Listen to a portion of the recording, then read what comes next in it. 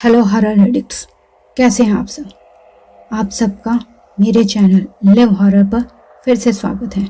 आज मैं आपके लिए फिर से एक नई कहानी लाई हूँ।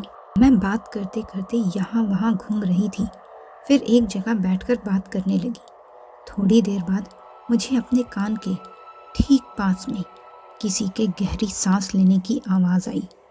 फिर अगले ही पल मुझे अपनी गर्दन पर किसी की सांसें महसूस हुई। मैं झट से सिर घुमाकर इधर उधर देखने लगी, पर वहाँ कोई भी नहीं था। लेकिन एक तेज़ बदबू मेरी नाक से टकराई। वो बदबू ऐसी थी जैसे बहुत सारे सड़े अंडे रखे हो पास में, लेकिन ऐसा कुछ भी नहीं था वहाँ। मुझ पर एक अनजाना सा डर छाने लगा। मेरी रीढ़ की हड्डी में सिहरन दौड़ रही थी। मैं तुरंत वहाँ से जाने को उठी तो ऐसा लगा किसी ने झटके से मेरा हाथ खींचकर रोक दिया हो। अब डर मुझ पर पूरी तरह से हावी होने लगा था। तभी मेरा उबर ड्राइवर वहाँ आ गया। चलिए मैम, गाड़ी ठीक हो गई है। उसकी बात पर मैं फिर से उठी तो अब मुझे कुछ भी महसूस नहीं हुआ। मैं जल्दी जल्दी चलने लगी, पर मैंने देखा ड्राइवर वहीं रुक गया था। मैं डरी हुई तो थी ही। उसको रुका देखकर झुंझलाकर उससे बोली, क्या हो रहा है, आइए। वो अब वहाँ पर देख रहा था जहाँ मैं बैठी हुई थी।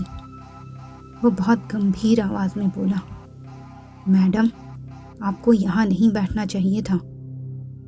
क्यों, क्या हुआ? शायद आपने ध्यान नहीं दिया, पर ये किसी की कब्र है। कब्र का नाम सुनते ही मेरे पैरों के नीचे से ज़मीन खिसक गई। मैं अपने ऑफिस के काम से शहर की दूसरे ब्रांच में गई थी। आते वक्त लेट हो गया था और अंधेरा छाने लगा था। उस पर से कैब भी खराब हो गई।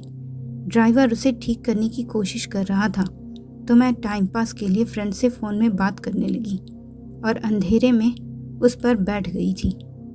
खैर, हम फिर वहाँ से तुरंत निकल पड़े। मैं और दो लड़कियाँ एक साथ पीजी में रहती थी। रूम पर पहुंचकर मैं जल्दी से फ्रेश होने चली गई। उस डर के एहसास को भुलाने के लिए मैंने जल्दी जल्दी चेहरे पर पानी मारा। फिर जैसे ही मैंने आईने में देखा तो एकदम से उछल पड़ी। शीशे में एक पल से भी कम टाइम को मेरे पीछे कुछ भयानक सा दिखा, जिसे मैं ठीक से देख नहीं पाई। लाल आंखें ज़रूर देखी थी मैंने झट से पलटकर देखा, पर वहाँ कोई नहीं था। मुझे फिर से वही बदबू आने लगी। मेरे रोंगटे खड़े हो गए। मैं घबराकर बाहर भागी। मेरी दो रूममेट्स में से एक, शिवानी, मेरी हालत देखे तो परेशान हो गई। क्या हुआ संजना, तुम इतनी घबराई हुई क्यों हो? मैंने उसे एक सांस में सब कुछ बता दिया। सुनकर वो भी परेशान हुई। फिर हम दोनों मिलकर बाथरूम में गए, पर अब वहाँ कोई बदबू नहीं थी। पता नहीं रात के कितने बजे थे, पर मेरी आँख किसी के भारी कदमों की आहट से खुल गई। देखा तो कमरे में कोई नहीं था। मैं फिर से आंखें मूंद कर सोने लगी तो कदमों की आहट फिर से आने लगी। डर के मारे मैंने आंखें कसकर बंद कर ली। तब वो कदम मेरे पास आकर रुक गए और फिर से उसी बदबू से मेरा कमरा भर गया। मैंने थोड़ी सी आंखें खोलकर देखने की कोशिश की, पर जो सामने था उसे देखकर डर से मेरी आंखें फैल गईं। वो इंसान था या जानवर, कुछ पता नहीं। वो भूरे रंग का था। उसके पूरे शरीर की हड्डियाँ उसकी भूरी चमड़ी से बाहर नजर आ रही थी। उसका सिर गंजा था, कान नुकीले थे। उसका मुंह खूंखार जानवर की तरह खुला हुआ था, जिसमें से थूक टपक रही थी। उसके हड्डियों वाले हाथ में नुकीले गंदे काले नाखून थे और वही लाल आंखें जो मैंने बाथरूम में देखी थी। वो एक छलांग में मेरे बेड पर चढ़ गया, फिर जानवर की तरह मुझे सूंघने लगा। मैंने झट से आंखें बंद कर ली। वैसे तो मैं गला फाड़कर चीखना चाहती थी, वहाँ से भागना चाहती थी, पर मेरे बदन और आवाज़ ने मेरा साथ नहीं दिया।